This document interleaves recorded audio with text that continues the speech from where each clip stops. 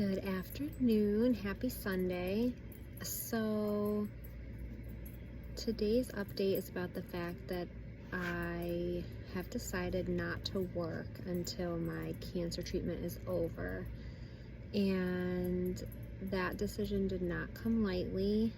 It was heavily influenced by Welly, my husband, and my oncologist, Dr. Rao.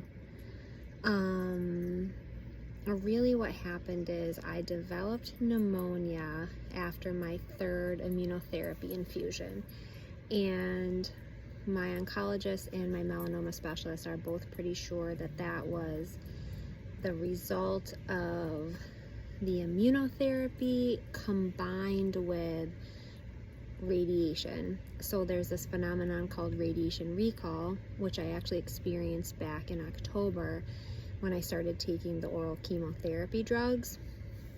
And basically the toxicity of the drug, whether it's the chemo or the immunotherapy, amplifies the side effects of the radiation.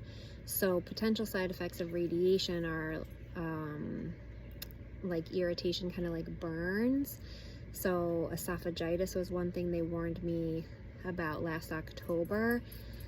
But I didn't really experience the esophagitis until I started the oral chemo. So now with the immunotherapy, I started having lung inflammation, and immunotherapy can actually cause inflammation of any part of the body, and the lungs is very common.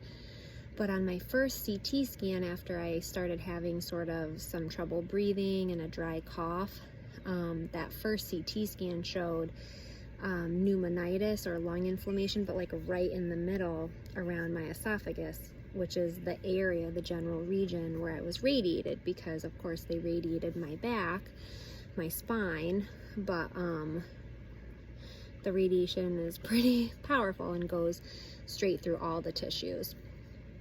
So she said it was kind of bizarre looking at that CT scan where instead of inflammation just being kind of dispersed throughout the lungs, it was really isolated to like right here in the center on either side of my spine, but both sides of my lungs. But unfortunately, with each immunotherapy infusion, it got worse. So with my third infusion, within about 10 days, I was feeling really unwell. I probably had a low-grade fever for about 9 days before I actually went to the doctor, and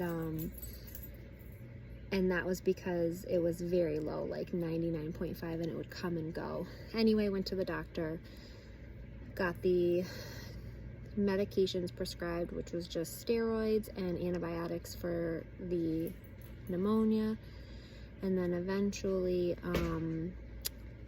we decided, we waited a week to see how I responded to the treatment, which went well, but we had a meeting and basically decided, one, to postpone all of my treatment for the next 6 to 8 weeks while my lungs heal, because continuing to use immunotherapy infusions would put me at risk for permanent lung damage, because my lungs at this point are inflamed entirely. Like the inflammation is dispersed throughout all of my lungs on both sides. So we don't want to risk permanent lung damage, and really, if I need to be treated with antibiotics and steroids after my infusions, then it's defeating the purpose, because the immunotherapy is supposed to sort of hijack and help my immune system, but then antibiotics and steroids obviously deplete my immune system. So that's where we're at, and I'm feeling really good about it. I think my body is going to enjoy the break. I think that if my body wasn't responding well to the immunotherapy, then it's better to take a break and make a change. The other thing is that when I went to the melanoma specialist and he told me I was going to be going on immunotherapy, I knew that that was the treatment plan all along. It was surgery, radiation, oral chemo, immunotherapy. And I remember telling him, like, I'm not going to have any of these side effects. I'm going to be fine. And he was like, I love your attitude, but I still need to educate you about all of this. That was about 2.5 weeks before I actually transitioned off the oral chemo and got ready for my first infusion. And in that last 5 days to a week before the immunotherapy started, I grieved so much. I cried so much. And even after that first infusion, I had a really difficult time because I had this deep awareness, like a deep sense of knowing this is not going to be easy. And I didn't feel filled with dread or anything. Like, I wasn't fearful or worried. I still went along with the treatment plan because, like, I really do believe that God is working through my team, through my doctors, and I don't have fear or anxiety about their decisions at all. I have trust.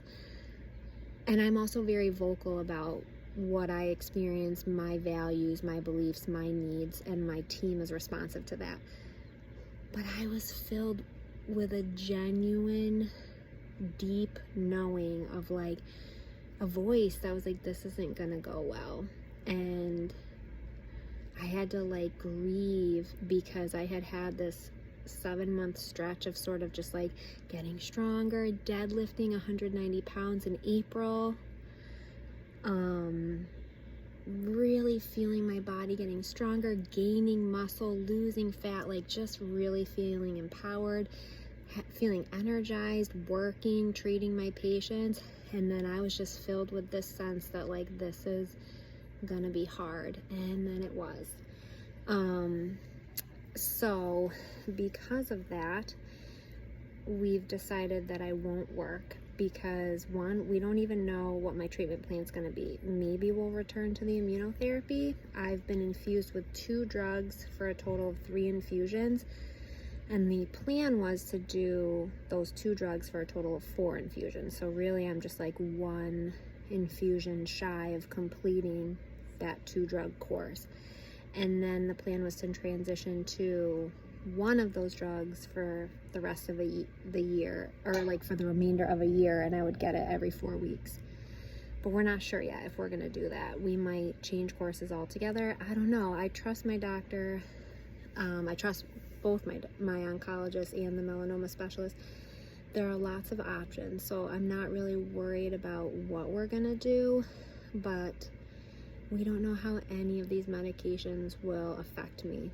And because I had a major setback when I started the oral chemo, which actually turned out to be a set of drugs that I tolerated very well, but I had that setback in the beginning, and because I've had these setbacks now, we've just decided that, especially given the nature of my work, you know, working directly with patients, providing one-on-one care, where I have like a schedule and booked appointments, it doesn't make sense to add that layer of responsibility and stress and burden, I guess. You know, I love my patients and I love my job so much, but when I was feeling unwell, it took so much energy out of me, and I would feel myself almost planning the day before, like conserving energy and trying to like plan to make sure I had enough energy even for 1 or 2 visits the next day, and then I'd have my 1 or 2 visits and be like wiped out, and then have to plan for the following day to get my notes done and then like recover essentially. So when I wasn't feeling well, I was feeling really unwell, but when I was feeling good, I was feeling great. And this just brings me back to the fact that I'm so grateful for the fact that I have found Danielle, who's my boss, and that she has been so supporting and loving, like, through all of this. She basically announced hiring me the same day I found out I had a pathological fracture. It's kind of crazy. So she like announced hiring an OT and hand therapist, and then basically couldn't take any patients for me for like 6 months or 5 months, whatever. But Danielle's been so gracious, and like I've told her this and I've shared this with other people, that I 100% felt like God led me to her. Like that whole process felt very aligned and intuitive and easy. And like Welly said to me, Erin, if you didn't have cancer, you'd have like 20 patients. You'd have as many patients as you want, but you're going through cancer treatment. Like, you got to take care of you. And I think the biggest shift over the past 6 months is that back in like November, December, January, when I was able to return to exercising, started seeing patients, it felt so good to have those roles and identities and routines back in my life. It was like I needed them so much, and I was yearning and longing for them. It was like, I just felt probably depressed even, with this void of those identities, like not being able to do CrossFit and not being able to work as an OT.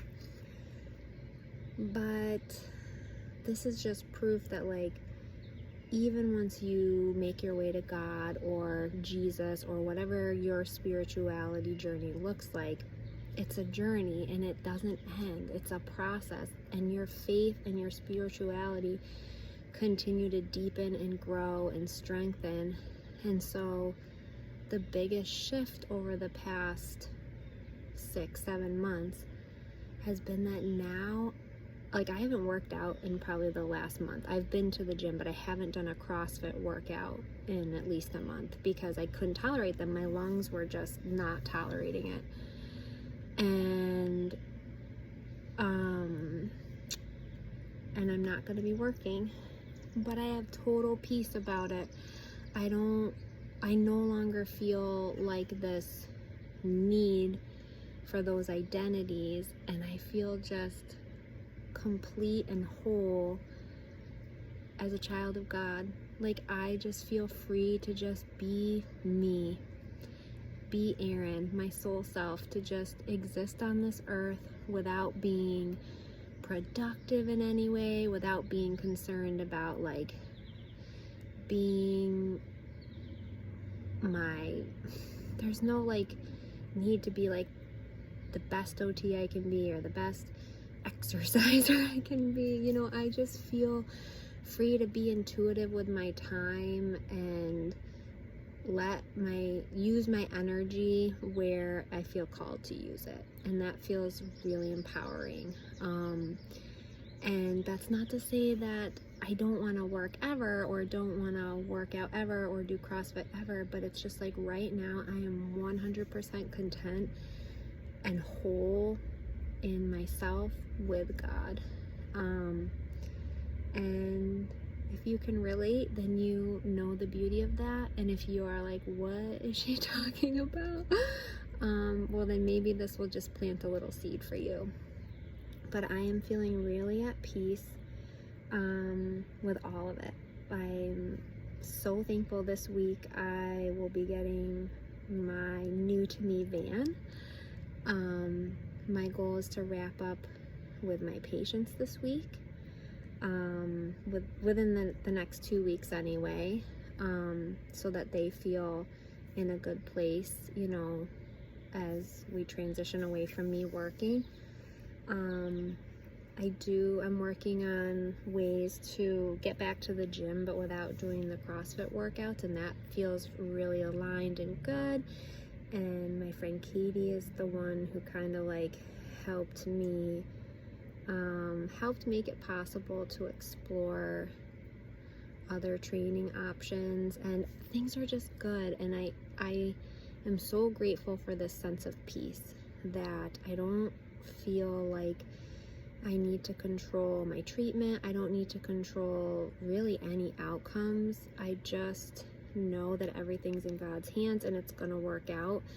I told my oncologist, she said, Dr. Lawrence, who's the melanoma specialist, she said, Dr. Lawrence isn't worried at all about like pausing the immunotherapy or taking a break. I was like, I'm not either. My body's healing. It is. My body is healing with or without chemo, with or without radiation, with or without immunotherapy. My body is in a state of healing, and I know that. And so Do I think I'm done with meds? No, not at all. Not necessarily. I guess we'll see. I'm due for some scans, like a PET scan in September. And really, we don't know what my scans are going to look like, so that's going to give us information to help inform the next steps. But my point is, I feel really good about all of this, and I'm so grateful to be in a marriage now where I don't really feel pressured to earn money or like produce a certain amount of income, because right now that's just not even realistic. So anyway, I'm so grateful for Welly, and he's a worrier, but I pray for him every day and for his worries, and I'm here to just keep reminding him that God provides. All right, I'm gonna wrap up because we're hitting 16 minutes. Bye.